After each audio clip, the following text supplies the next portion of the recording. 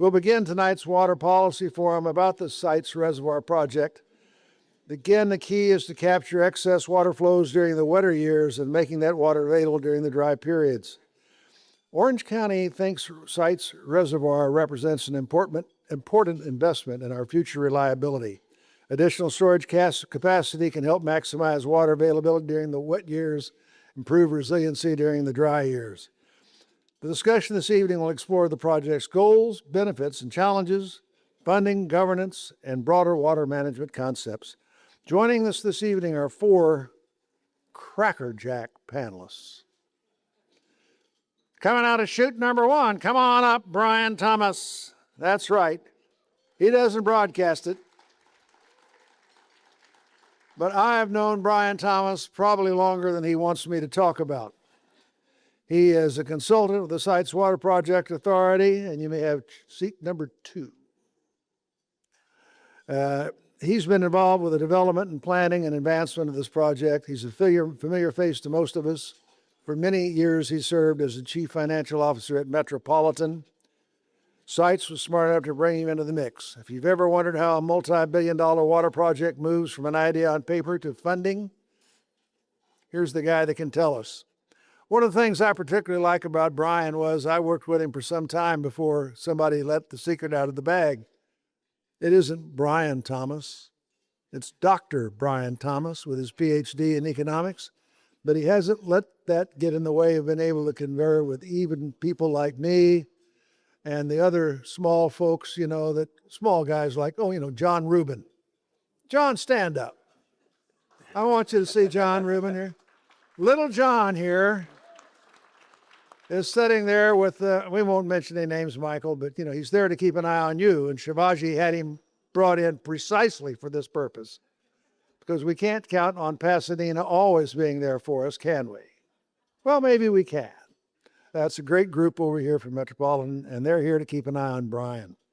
Up next, one of the things that makes Heather Dyer unique in California water is that she didn't come up through engineering or finance. She began her career as a wildlife biologist with U.S. Fish and Wildlife before becoming general manager of the San Bernardino Valley Water District, Municipal Water District. That uncommon background has made her a respected bridge builder between water agencies and environmental interests. And those are the kind of bridges we need to build. Heather may be one of the few water leaders in California who speak both the language of supply reliability and the language of habitat conservation with equal fluency. Damon wrote that for me, and I didn't quite get that. Randall Neudeck, come on up. Spent much of his career focused on one of the most complex and consequential pieces of California's water system, the Sacramento-San Joaquin Delta. Hello, easy money. That Metropolitan, he works on the Bay Delta programs where decisions about operations, regulations, and infrastructure can affect water reliability for literally millions of Californians. Good to see you. You could say Delta issues run in the family. While Randall spends his days working on the Bay Delta for Met, his brother lives and works in the Delta, giving him both a professional and a personal interest in the things that go on. They say sometimes you save the best for last. Sometimes you don't. I'll let you make that call, because coming up next is Paul Weghorst, Executive Director of Water Policy at Irvine Ranch Water District, having spent decades on California water issues for both federal and local levels. Earlier in his career, he worked for the U.S. Bureau of Reclamation, giving him a front row seat to many of the policies and projects that continue to shape water management across the West. As a reservoir committee representative, he's been closely involved in discussions surrounding sites and the long-term water reliability we all crave. Outside of water policy, he has long enjoyed sailing and golf, two pursuits that reward patience, strategy, and the ability to adapt changing conditions. Those are qualities that serve him well in California water policy, where the sledding ain't always easy or smooth, but as Commodore Ackerman has said, smooth seas do not a seasoned sailor make. So ladies and gentlemen, please, one more round of applause.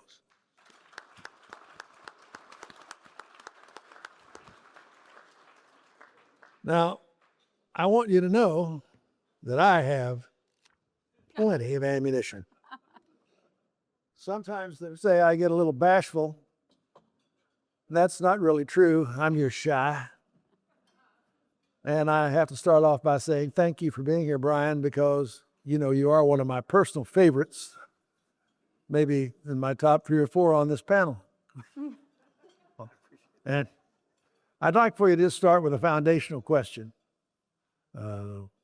Why do you think Sites Reservoir Project has become such an important component of California's long-term water legacy? Well, first, I would say thanks for inviting me, and thanks for sitting next to me. That's pretty impressive. Heather asked me to keep an eye on you. The project, I think most people in the room know, the project's a 1.5 million acre-foot storage project located up in Northern California. It's a pretty unique project in the sense it's got federal participation through the Bureau, state participation, and local participation, both Northern California and Southern California agencies, including many of the folks in this room, Metropolitan, San Bernardino, the PASS agency, et cetera. So it really is a project that's coming together because of the will of a number of players. One of the things that's interesting about the project is we're getting state funding for the environmental benefits that the project's going to provide. That state funding could be, we're looking for over $1 billion, probably ultimately $1.3 billion of state funding. The Bureau is going to be in for somewhere between 10 and 16% of the project. So they're a big player. And then the local agencies, each of them, what they're getting and what they're buying is storage. They're buying their own piece of this reservoir. They can control the amount of storage they want. They can control the amount of water that gets diverted into that reservoir, and they can determine when they want to take it out. So it's like they each get a little piece of it, what we call capacity interest. So it's a large project. It's going to be cooperatively managed, and but each individual can use that resource the way they see fit. The last thing I'd say about the project, from my perspective, is it's kind of a strategic investment. It's a storage project. We're going to talk some about the site's water right, because that's a topic of today, and it's an important topic, but it's a storage project. And right now, the right to store water is Sites water, but in the future, you'll be able to store other water in your piece of that reservoir. So strategically, as you look out over the next 50 and 100 years, this multi-generational project, it provides benefits to the state, to the individuals. And if you're in the water business, you're going to want a piece of this so that you can trade and market and work with other agencies. And I think folks like the participants who are really going to pay the money, they have a better idea about the importance of the project than I do. Well, that's going to work out really well, because my next question goes to the agencies. Let's start with a foundational question. Can each of you explain what your expectations are in return for your investment in the Sites Reservoir Project? What are the drivers for participating in the project, and what is the perspective of your agency? May we start with Paul? All right. Well, thank you, Larry. You know, the project is a statewide project. I think there's actually 26 different agencies that are considering participating in the project. There's 3 of us represented here tonight. Not one agency has made a decision to participate in the design, construction, and operation of the project. That's something, those decisions are coming to fruition in the not too distant future. MWD is interested in this project to develop a long-term small water supply to integrate with the operation of our current fan groundwater storage project, which is also a Prop 1 funded project that's being managed through the California Water Commission. So the concept would be to bring in a small amount of water every year into our groundwater storage project, and bank it for the future when there's a need in an emergency or a significant drought. So we're participating at a small level. It's the estimated yield of about 1,000 acre feet per year, and it involves us being able to manage, as Brian was talking about, our own storage, which would amount to about 6,100 acre feet. So that's our story, and we thank you for it. I was wondering, though, what Randall might have to say. Thanks, Larry. When I look in the room here today, I've seen a number of board directors. So our board is still analyzing this project. We're still in the planning phases. But some of the things we've talked to them about is first, I think a couple of folks have said this is an offstream storage reservoir. So it's key to that. And one of the key components of that is the state is paying for an environmental water supply. In the past, that usually came out of all of us. So when the feds or state fishery agencies wanted more water, they would just reduce our supplies. So this is going to give them, for the first time, storage in the reservoir. And like your kid at home, when they have to start allocating that storage themselves and not just take it for free, it'll be very, very interesting to see what problems, what fishery issues, what fishery priorities they put that water to. One other things too is Sites is north of the Delta. We've talked, there's proposals to put reservoirs south and north of the Delta. Sites, as everyone knows up here, is getting a lot flashier as far as runoff in the system. Over the last 10 years, or 20 years ago, we always had a pretty stable state water project supply. Over the last 10 years, it's up one year, down the next year. And I'm talking big swings, from 40 million acre feet of runoff down to 5 million acre feet. And our system, that puts a lot of stress on the system because we collaboratively here never built our systems that way. In addition to it, what you're seeing is new laws come into effect, like the Sustainable Groundwater Management Act. You see the issues, and certainly with regard to Colorado River, and also the Healthy Rivers and Landscapes. So Sites is going to provide the ability to have a reservoir where we can deal with dry year supplies and market and have a real kind of a set market for water transfers, because water transfers is going to get tough in the future because of all these things.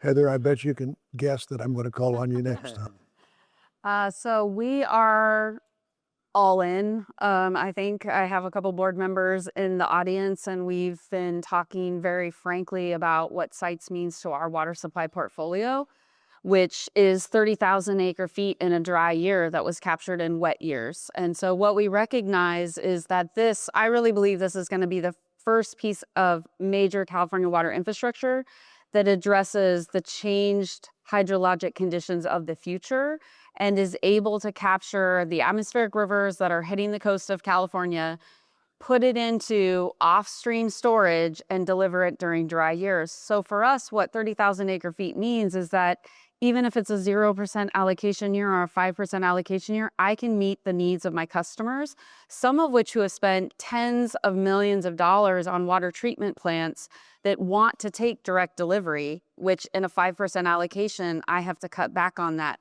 So to have a stored amount of water at Sites and be able to say, you know, this is a 0% allocation year or 5%, we're going to call on our Sites water, we're going to deliver it in the dry years. That is absolutely fundamental to our long-term water supply resilience. Additionally, I think that this is one of the reasons that we're so interested is this is a model for a future water infrastructure project that does meet the needs of both the urban interests, the agriculture interests, Northern California, Southern California. It truly is an integrated project that has many, many partners all over the state and takes advantage and really builds upon what we know the future looks like in terms of larger, flashier flows, that we have to be on it. We have to capture it when it is raining and we have flood risks. put that water into storage while also protecting the very important, environmental fisheries resources that we know are also part of the California tapestry of our economy, of our culture. And so, we really look at this as the model of how you can build water projects going forward. And so when I say we are all in, we are trying every single day to keep this project moving forward, because we know that it is really the foundation of the water supply future that we know we need to have. The future does not look like the past. Hydrology is not going to be dependent on snowpack in the future. And so we have to look at reality and plan accordingly. And for us, Sites is that first project. Okay. Because I've had so much fun, I'm going to stick with you. Okay. No any longer, but all joking aside, the State Water Resources Control Board recently released its draft water rights permit for the project, and the Sites Reservoir Authority submitted proposed changes last month. Are the participants generally satisfied with the proposed draft permit? Can you help explain the differences between the original proposal, the permit, and the changes now being requested? In other words, bring us up to speed on the water rights issue. Yeah, so the water rights was a little bit disappointing. I'm just going to be honest. It was basically giving the rights to less water than we had originally asked for. It's right around 1 million acre feet. We had asked for 1.5 million. Specifically, there are some proposed requirements in the water rights permit in the draft that from a former fisheries regulator perspective, I think are not appropriate. And, maybe someone from the state board is going to watch this, and I don't mind saying it to their faces. So the wildlife agencies have already issued their permits. It is their job to regulate the resources which have been put in their custody. So when California Department of Fish and Wildlife gives a permit, or U.S. Fish and Wildlife gives a permit, basically authorizing up to what the project requested in terms of diversions under certain conditions, in terms of total storage, and the analyze and scientific findings of the analysis of the impacts to those species, I don't believe that it is appropriate for another state agency to go above and beyond what the wildlife agencies, who are deemed the agencies to make these decisions, and change those. And so for me, my focus is really on those delta flow requirements that are above and beyond what the regulatory agencies impose. And so I do think that there's a reasonable argument to be made that Sites did its scientific analysis, they did the modeling, they showed that the impacts are actually quite minimal, because when they are diverting water out of the Sacramento River and putting it into storage off channel, water is not the limiting resource at that point. In fact, water is actually a detriment to many of the systems downstream in terms of its flood flows. It is like massive amounts of water flowing downstream.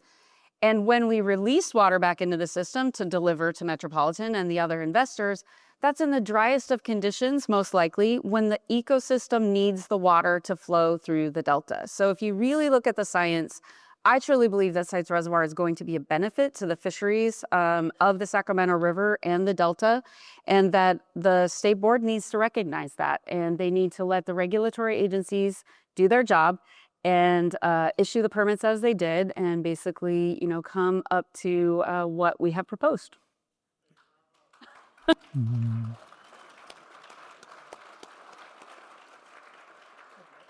Sounds like they were listening to you and they liked what they heard. I hope they're listening. I hope that let's give the opportunity to Paul and then to Randall, if you have anything you want to add on this particular dimension.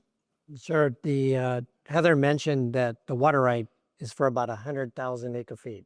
That's for in a single year. It involves, to do that, the permit allows for the diversion of 4,200 CFS during a certain period of the year. So that truly, from a water right perspective, it's really an unprecedented amount of water that's being allocated for a project like this in modern times. You have to go back into the early 1900s to be able to find that type of permit being issued. While the conditions of the permit are disappointing, I think everybody would agree that there's a lot of optimism that things can change over the next few months with the Administrative Hearing Office, as well as the final decision by the State Board. They're expecting to issue a revised permit, decision and permit in the July timeframe, so it's coming up pretty quickly. They've got a deal in being able to make that next release. They have to deal with an unprecedented number of comments that they're faced with.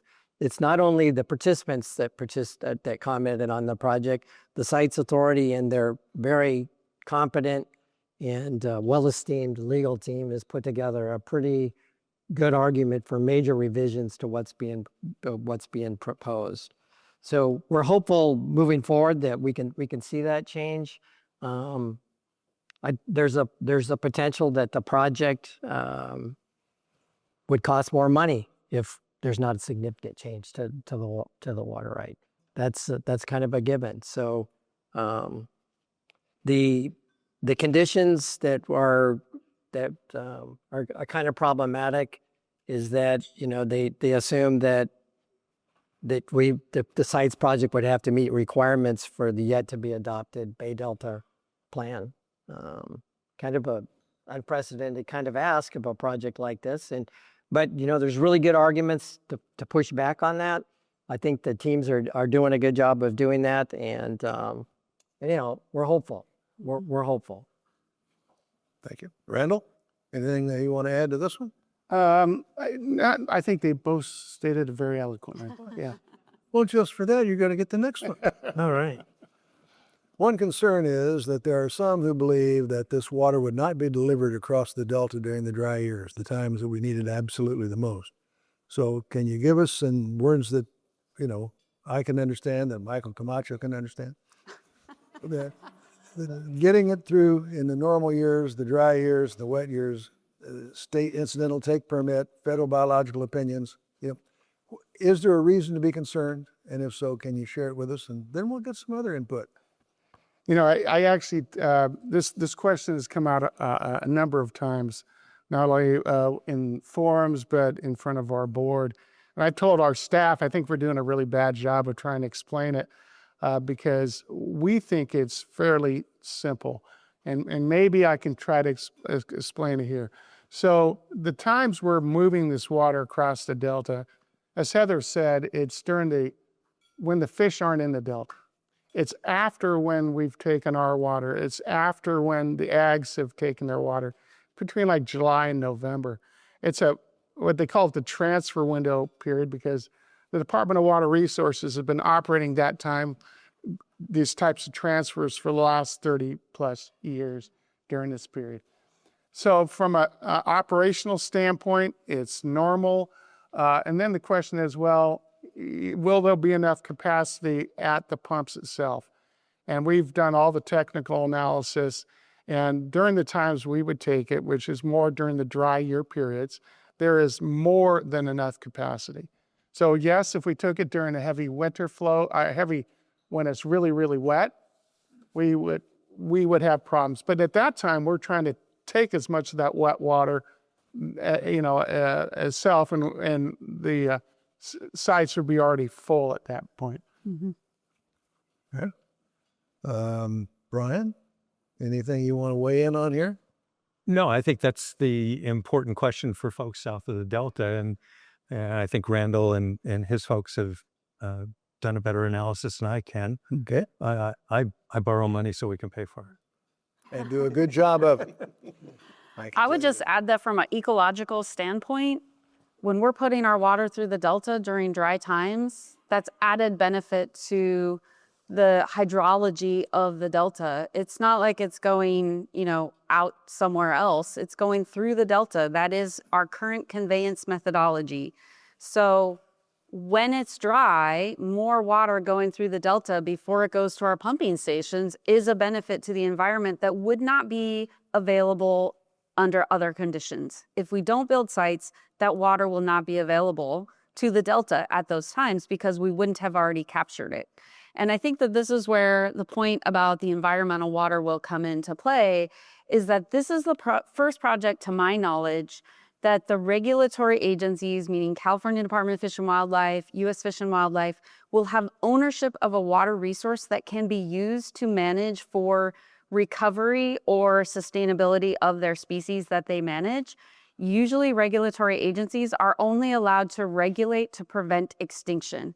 This is turning the model on its head and saying you are going to have how much ever water, $1.3 billion worth of water in storage that you get to call on and say, I want to have my environmental water released for sturgeon, for instance, or whatever the particular species is that they need additional flow to go through the delta.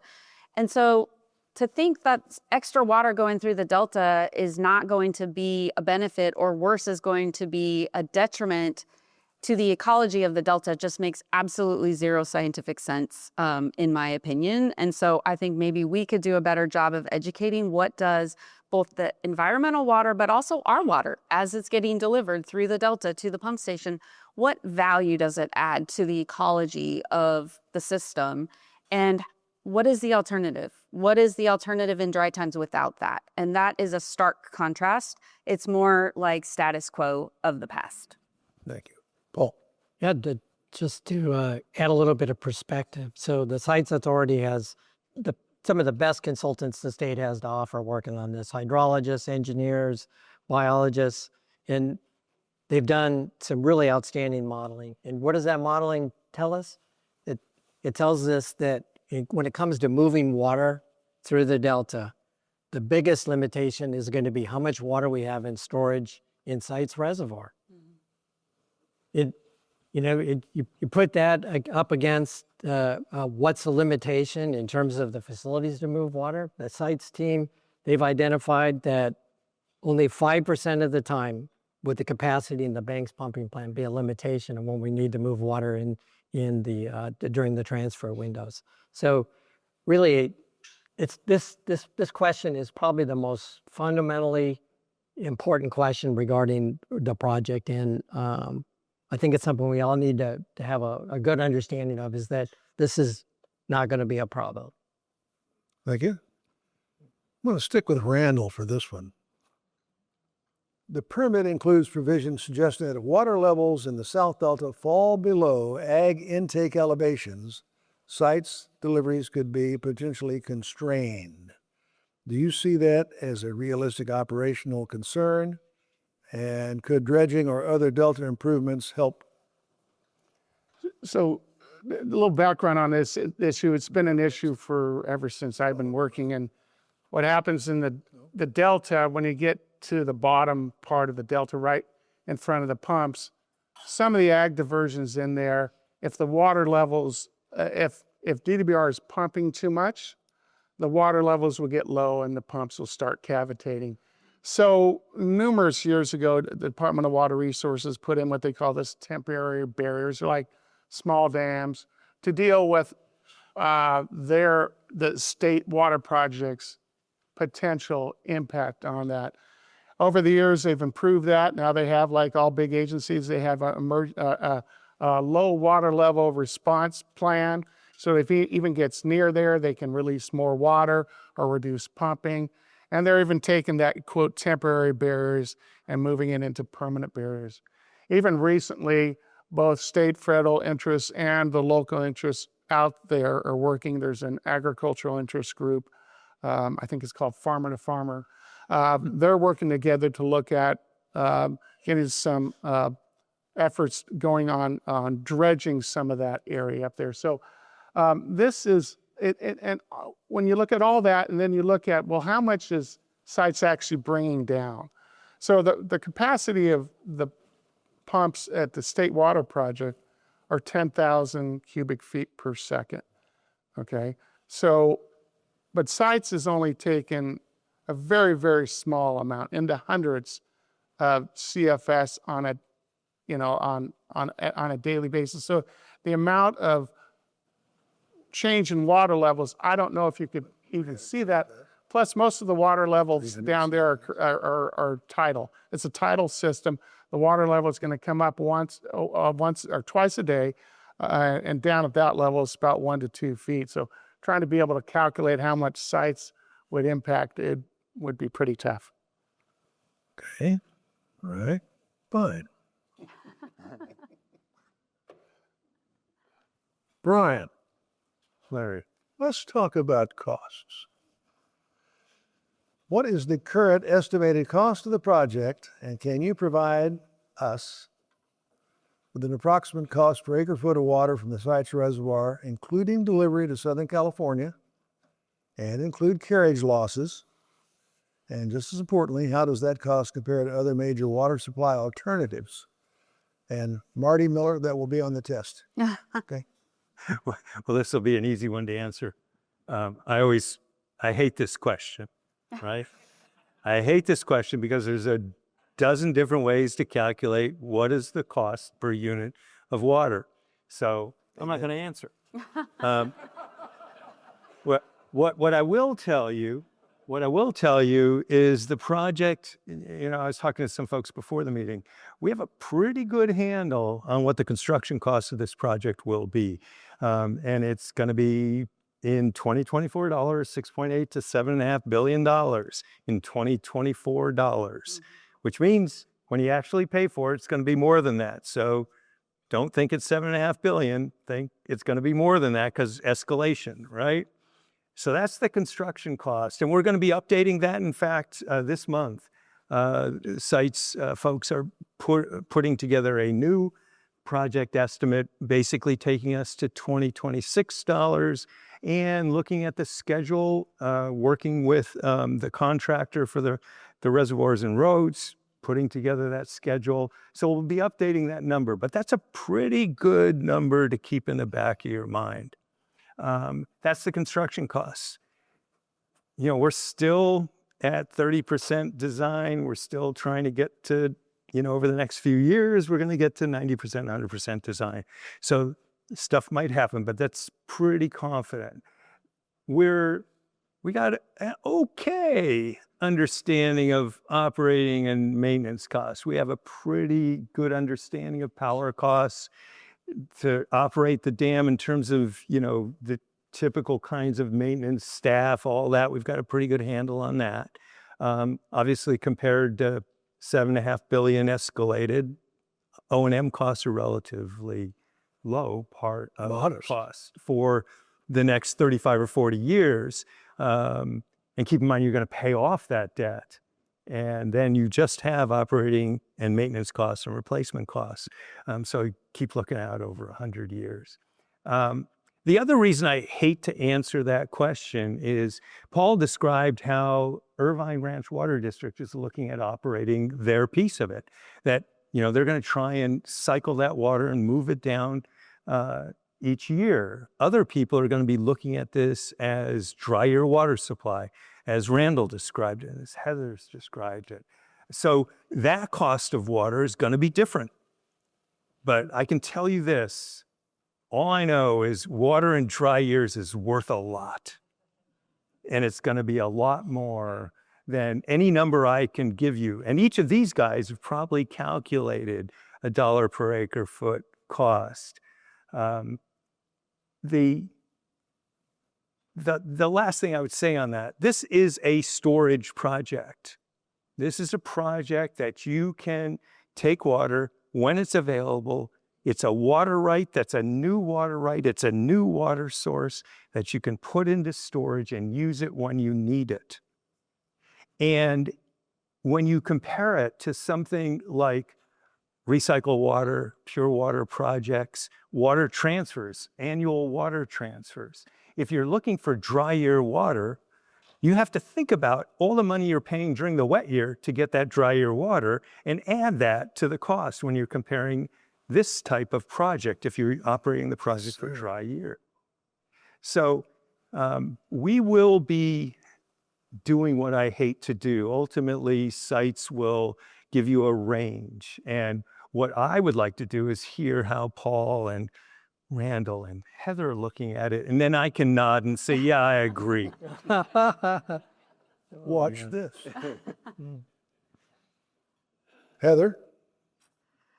See how I did that? Heather? To me, this is a new water project. new water that was not available to us previously. So what are your alternatives to sites in terms of new water? For us, it's 30,000 acre feet in a dry year. What are my alternatives to that? You could look at building a recycled water project. Of course, that's very expensive. Plus, you have to deal with recycled water in modern times is not new water. It's wastewater being pulled out of wherever it was being discharged to and kind of disposing it somewhere else, whether it's for aquifer recharge as we do. Or, desalination is a new form of water in some areas. But the bottom line is new water supply is not cheap, especially when you look at dry years. What are your alternatives? And I think it was 2022, maybe it was, that we had that 5% allocation year. How much were people willing to pay for water when it wasn't available? I also think about it in a very pragmatic way, is that our boards right now are not making decisions for water for 5 years from now. They're not making decisions regarding water probably within their tenure on boards, or at least the current boards that they're on. It's not for my career worth of water. And I've never heard anyone say, wow, I wish we went to build Lake Oroville in the California Aqueduct because we just don't need that water. It's too expensive. No, we're building upon the infrastructure that we inherited. We're using infrastructure that already exists to the maximum extent possible. We're partnering with agencies all over the state. I do think that when we are operational, there will be deals made based on your own agency strategy of wet year water versus dry year water. Maybe we're selling some of our wet year water to other agencies because we can't use it, and therefore it's bringing down our price per acre foot. So each agency is going to be different, but what we all have in common is nothing is more expensive than water in 50 years. If we don't build this project, it will not be cheaper ever or easier to build this project. And so therefore we need to be very pragmatic and not thinking about it in terms of how much does this water cost right now compared to my existing state water supply or stormwater capture. We have to think about it for the future generations, the same as they thought about the initial state water project investment for us, that we are investing in a reliable future water supply to support future generations' needs and the future economy of California. And therefore, when you look at the alternatives, there are very few, if any, better solutions in terms of future water supply. Yes. I agree. Oh, thank See, that's how you do it. But I noticed Paul making notes. Paul? Yeah, oh, absolutely. I take notes all the time, Larry. So start first with the capital cost of the project. Brian mentioned that the maximum cost is estimated to be $7.5 billion. Irvine Ranch Water District conducted a risk analysis in coordination with the Sites Authority and their consultants at Jacobs Engineering, as well as AECOM. And through that analysis determined, and with their support in terms of peer reviews of the math and the like, that there's a 90% probability in 2024 dollars that cost of the project will be less than $7.5 billion. That's pretty good news. That's pretty good news. And we weren't the ones estimating the risk costs. AECOM and Jacobs were doing that. The Sites Authority's team has done, in many people's mind, an outstanding job of trying to evaluate the risks into the future. So if we got a $7.5 billion project in today's or 2024 dollars, I guess if we can't kick the can too much further down the road, it's just a simple math. Any of us can do it. If you take $7.5 billion and amortize it over 50 years at, let's say 4.25% interest, you're going to come up with a cost of cost per acre foot of the water. But you have to figure out, how often are you going to take your water out of the reservoir? If you're letting it sit in the reservoir for a long period of time and just using it during a dry year, it's going to cost you more. Your yield over time is lower. If you're cycling it regularly, you're moving it in and out of storage in other locations, for example, conjunctive use with groundwater storage projects, you'll end up with a lower cost. So amortize the cost, we can all do it. So if you're cycling frequently, the capital cost of water is going to be during the financing period, is going to be about $1,900 an acre foot. If you're holding it for a longer period of time, it could be upwards of 2,200. This is just the capital cost. And I'm talking about water delivered into the Central Valley. If you're going to move water into Southern California, well, there's somewhere around another 300. I'm probably overestimating dollars per acre foot in terms of power. So, the costs are into Southern California are about that much higher. So now that's the short term. Really, this is a long project. This project is 200 years from now. Our agencies and the entire state are going to be benefiting if we choose to participate in the project. If we could choose to construct it, if we take the bold decision to move forward with it, our ratepayers are going to benefit with a much lower cost of water. So once the project we get past the financing period, those costs, that capital cost of water is going to go from the $1,900 to $2,200 range down to, $1,000 to $1,200 an acre foot. Where in the world are we going to find that kind of water anywhere today at those kind of costs? It's not really going to be achievable. Now, I think, Larry, you had a question. How does it compare to other projects? Well, let's compare. There's a number of pure water projects that are on the table. I believe most of them are looking at $3,500 an acre foot and more.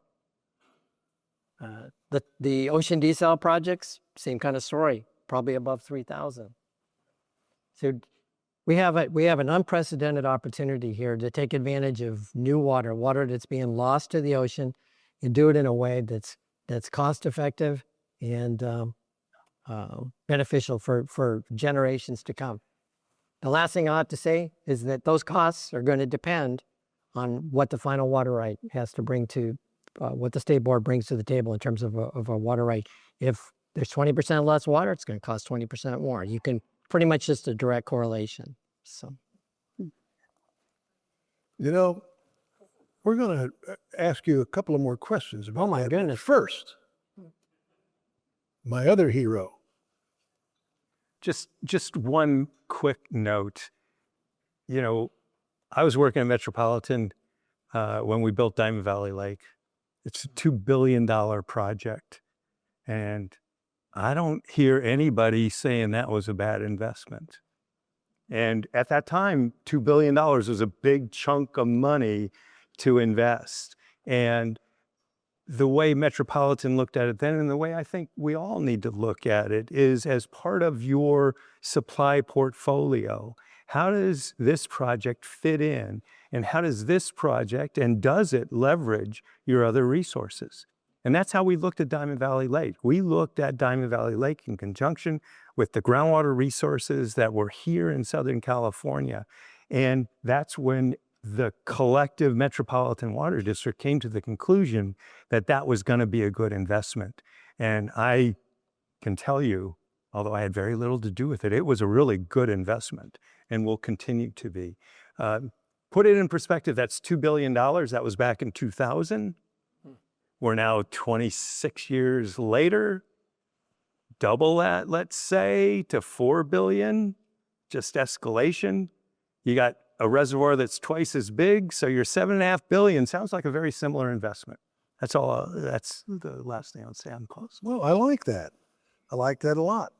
And I want to remind everyone that during the last drought, farmers were willing, anxious to pay $3,000 an acre foot for water, and we're looking for more people to sell them water at $3,000 an acre foot. Water is so desperately important, and we have a responsibility to those people that we serve to make sure they get it. If you've ever had the opportunity to redo a project in your home, and you have to explain to she who will not be denied that, yes, I'm on the water board. No, I can't help it, honey. When we turn off the water because the plumbing's being addressed, we don't have any water. And you've got a choice during these projects about when you're going to be out of electricity and when you're going to be out of water. You're going to find out in a hurry where you put your priority. I don't care how much electricity you have. If you don't have water, there's no coffee. Priorities matter. The individual families really do matter. We laugh and joke about it here, but that's ultimately what we're doing. We're protecting the 19 million Southern Californians that we find ourselves responsible for dealing with. And I think it's important. And we're talking about Diamond Valley Lake. I've got to tell you, we do stand on the shoulders of giants. You know, Diamond Valley Lake cost $2 billion. The inlet cost another $1.5 billion. But we now have 800,000 acre feet of water this side of the major fault line. 800,000 acre feet of water that we can use to pull on during times of drought. 800,000 acre feet of water we can use when you got problems coming out of one side or the other of the projects. It's been a tremendous tool. And ladies and gentlemen, don't forget you paid for it. There wasn't a nickel of federal money in that, because if there had been, it probably still wouldn't be built. I mean, do you think we could build a state water project today? Do you think we could build the interstate system? Maybe we could have built Diamond Valley Lake, but thank God we did it when we did. And I hope to heavens we have the same kind of vision when we talk about a project like Sites. But in the meantime, Paul, and I've got to tell you, only water people will see the humor here. The heading on my card that I got from my teammate over here, I won't mention Damon's name to embarrass him, smaller agency participation and financial commitments. Only on this panel would IRWD be considered a smaller agency. Oh my goodness. Paul, from the perspective of local agencies and retail water providers, how are agencies doing in terms of how are they going to be doing in funding their share of the project, and when will they need to make firm financial commitments? How are they doing it, and when do they have to say, honest to goodness, I mean it? Very, very, very good question. So first, I'll point out that there's no correlation between the size of the agency and the level of participation in the project. There's some very large organizations, M&I organizations, that are participating at a very small level. And they're aggressively pursuing that because they have similar visions of being able to conjunctively manage it with their other water supplies. So in terms of drawing distinctions between different agencies, the agricultural community is struggling more with the cost of water than the M&I community. That's pretty obvious. They're looking at trying to find a way to be able to finance the project to get through the financing period. Once they get past that point, that they're looking to have a much lower cost of water. So for them, being able to manage through that period, they're looking for transfer opportunities. They're looking for mechanisms to transfer water to M&I users that can afford to pay more for water. So that their success in doing that today is probably marginal, and I think they're just getting started. They are in the process. A number of the agricultural organizations north of the Delta are in the process of negotiating with the Bureau of Reclamation to transfer portions of their participation to the Bureau. Brian had mentioned that Reclamation would like to get up to about 16% of the total project. And I think that would be a good thing. I think everybody agrees that that could be good because the Bureau of Reclamation does a really good job with the CVP project of representing north of the Delta interests. And I think it would be kind of hold the state together in terms of creating some balance in terms of north and south. So each agency is participating differently. And as we pointed out, how they ride through the financial commitments is going to be viewed differently in each one of the circumstances. And, you know, I think it might be a good, maybe this would be a good point where, if you wouldn't mind, Larry, Brian could talk a little bit about the financing that's been arranged for. As it so happens, I have a note here that says actually half Goodness, dream. okay. It's going to work out like a dream. All right, work my dream, all right. Okay, watch this. So, Brian, could you give us a little input on how you feel the project financing should go? It should go well. Okay, no problem. So as I mentioned, so we've got state contributions, you've got the federal contribution, and then the participants. And what Sites is doing, working with its participants, and when I talk about Sites, it really is mostly the participants who are telling us how they want to do this. But Sites will be able to go out and finance this project. And we're looking at several different tranches of financing, where one important piece will likely be a WIFIA loan, which would be from the federal government, EPA, through their WIFIA program. Very flexible, low cost, could be low cost interest, long-term financing, but easily structured. It would be the largest WIFIA loan that has been made to date. That would be a piece of it. You have tax-exempt revenue bonds to finance long-term that portion that WIFIA won't. And during construction, we're looking at short-term notes or bank facilities to keep that interest rate low during construction, and then taking it out longer, that construction loan out long with WIFIA and revenue bonds. But the critical part about that isn't all that. It's that each of the participants will have the ability to either participate in that financing that Sites is doing or bringing in their own money.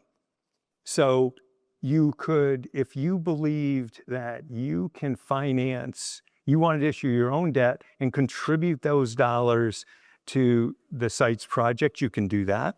If you have cash, you generate enough cash, you have reserves, you've been planning for this, you can contribute that on a pay-as-you-go basis. You can direct Sites if you would like to capitalize interest from a cash flow perspective. You don't want to pay for this, the cost of carry during construction. You want to make sure you're getting the water before you put that on your rate base. You can have that interest capitalized through construction. If you want to pay interest during construction, you can do that. So you have all this flexibility to actually get the financing. And I always talk about financing, not funding, because the funding's still going to come from your ratepayers and your rate base and your taxpayers, however you fund your projects. But we're going to have as much flexibility as possible to offer to the participants to make it as easy to step into this, so that when we get done with construction in the mid 2030s, I probably won't even be here, darn it, to see that. But in the mid 2030s, you will be able to afford that in your rate base, in your tax base, however you fund this. Well, in the mid 230s, if you're not here, we will be coming by Hawaii on your shore house to come to visit you. Then, would you know that? Trying to keep this moving because we have so many questions, some of which I know I'm not going to be able to get to, but one that has come up time and again, and I'm going to start with Heather on this and then ask Randall and Brian to hone in, since, I've been picking on Paul too much. Climate change continues to reshape California hydrology. If climate change worsens over time, will Sites still work? Will there actually be water available in the future? What do you think? What say you, Miss Heather? Yes, there will still be water in the future. So a few years ago, we had 42 atmospheric rivers hit the coast of California. That's an extraordinary water year, especially because most of it hit in Northern California. Sites is designed to take huge flows. In fact, it only diverts off of the Sacramento River when the flows are at the very, very highest. So Sites is designed to take advantage of the new normal, which is less snowpack, less snow melt from the high Sierras, more atmospheric rivers that come in and hit the coast, divert the water out of the river when there's, so much water that we actually have flood risk, put it into storage, re-release it into the river when it's dry. So again, I would say that, there's a few statistical things, like a certain, I forget how many exact degrees temperature, but it is predicted that we might lose half of our High Sierra snowpack, which is a 17 million acre foot storage facility that we currently depend on in coming decades, with just the increased heat, average temperatures. And so I think we would all agree, we know that higher temperatures, higher consistent temperatures, especially nighttime temperatures, are severely impacting our ability to have a snowpack and to keep a snowpack. So a project like this is designed to take wet water when it is raining and we're having torrential downpours in Northern California and put that water into a storage system for future delivery. I can't really think of a better project to address the future hydrologic conditions associated with climate change, in terms of recognizing that the future does not look like the past. We might have very, very poor snow conditions in the future, and our current infrastructure is built to capture snow melt. Even in high snow years in the past few years, we've seen that it's melting so fast, or it's being taken up as the snow melts. The water is actually being taken up by the environment, by the trees, by the soil. And so we need to be able to build infrastructure that can capture the rain when it is falling. And we do know the hydrologic modeling says it's not that we're going to have less water overall. It's that it's going to fall in different patterns than we have built our infrastructure systems to capture. And so this is at a statewide level. We all need to be thinking about what systems, what pieces of infrastructure can we build to recognize the reality of future hydrologic conditions. And I mean, to be honest, like, we have to start now. We can't wait 10 years to fight over the water right or the construction costs or things like that. Like, we need to be building these projects starting now. I wish they would have started them 20 years ago when they first started, getting the groups together. But it's just that I think it takes a fierce resolve by especially boards. I know there's a lot of elected officials in this room, to recognize that you have hard decisions to make that may not even return water within your time on a board, but recognizing that the boards before you made those decisions regarding the current infrastructure that we had, and now it's our turn. And so while it's hard to make those decisions because it is expensive and it is very difficult and there's many, what seems like huge hurdles to get beyond, I think the biggest hurdle of all is being prepared for a future hydrologic condition that we are not currently prepared for. And if we wait much longer, we're going to miss out on a lot of available water that will just flow to the ocean if we don't get ourselves ready. That's 3 times. I know. I've got this great device. It's because I just say what I think. Well, that's a concept. Thinking people, working out for problems for the people. I love it. And let's keep doing that.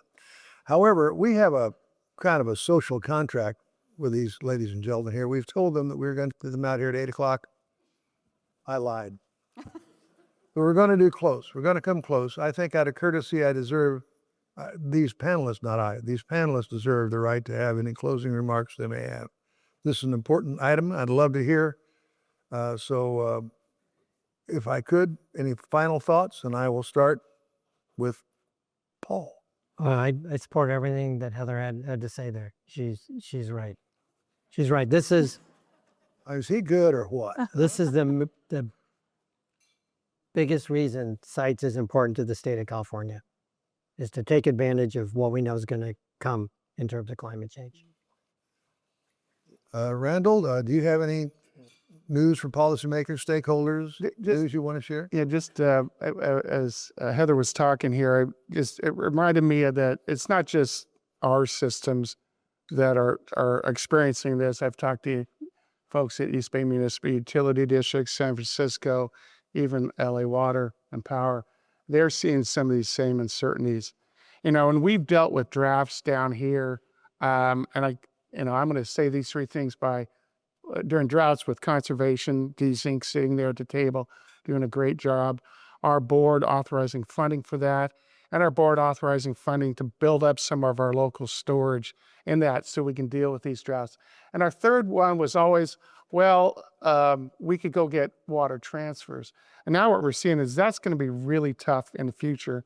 And secondly, up until about 2 years ago, we never saw the state project and Colorado River down at the same time. We always really didn't have to worry that much because, one, we always get water. So the future is going to be very interesting, and I'm excited to see it. Mm-hmm. Heather, another bite of the apple? I will first just say that I'm so grateful for the people who came before us and the boards that came before us that invested in the the backbone of the state water project that we can now build upon. Because without that, it would have been, who knows how much more expensive to build this project. And so I'm very grateful for the bold vision and the hard choices that people made in previous decades. And I feel it's an honor for all of us to do our part for the future generations. And finally, I'll just say that, I'm a true believer in this project. I've been working on it for about 14 years. And it is a wonderful example of what is possible when different interests from all over California unite, recognizing that California is an integrated economy, and therefore we are all interdependent on each other. And so to see everyone come together on this project is just such a joy, because we really are trying to find solutions to help each investor figure out what their strategy is. And that this project is a great example of what is possible when you lean on partnerships and you lean on other water agencies and other interests, and form those relationships between urban and ag and Northern and Southern California, coastal and inland. So I really think going forward, this is going to be, looking back, people will say, wow, that was such a visionary, bold decision that they made. And it was through breaking down those barriers and building those partnerships that really does reflect California as, a huge economy, but also an amazing cultural leader within the world. Now, what are you going to say? Yeah, well, I know better than to follow Heather, but I will. One thing I would say is I really appreciate this panel because of timing.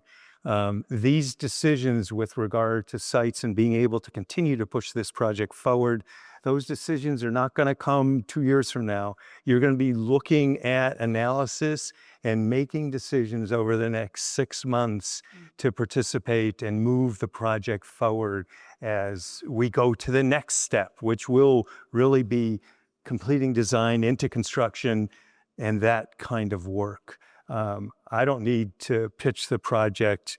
The participants who are going to be the beneficiaries are the ones who pitch the project. My job is really simple. It's trying to figure out a way to make it easier to pay for.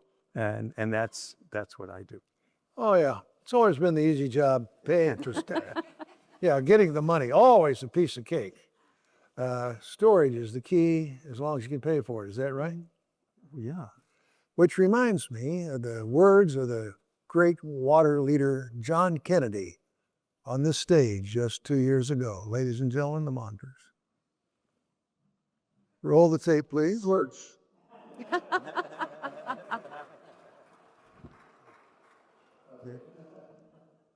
Well, that's the key. Storage. Thank you for joining this evening. I want each of you to give me a moment while I find the pages that once again I've lost, because I know I'll mess them up. I know I'm supposed to say thank you to the staff here at the Westin. I know I want to say thank you for the staff at MWDOC. I know I want to say thank you for each of you for making time in your busy schedules to come and join us. And I want each of you to know that we're delighted you could join us, and I almost wish we could have had 4 meetings, because any one of you would have made the evening a delight. The 4 of you made it almost overwhelming. As a result, the highly sought after, very desirable, and we better not see them on eBay, 75th anniversary MWDOC swag bags are right behind you. And if they're on eBay, we're going to have a long talk, okay? What am I leaving off? Did I get it all? In that case, ladies and gentlemen, thank you so very, very much. Appreciate your time. Drive safely.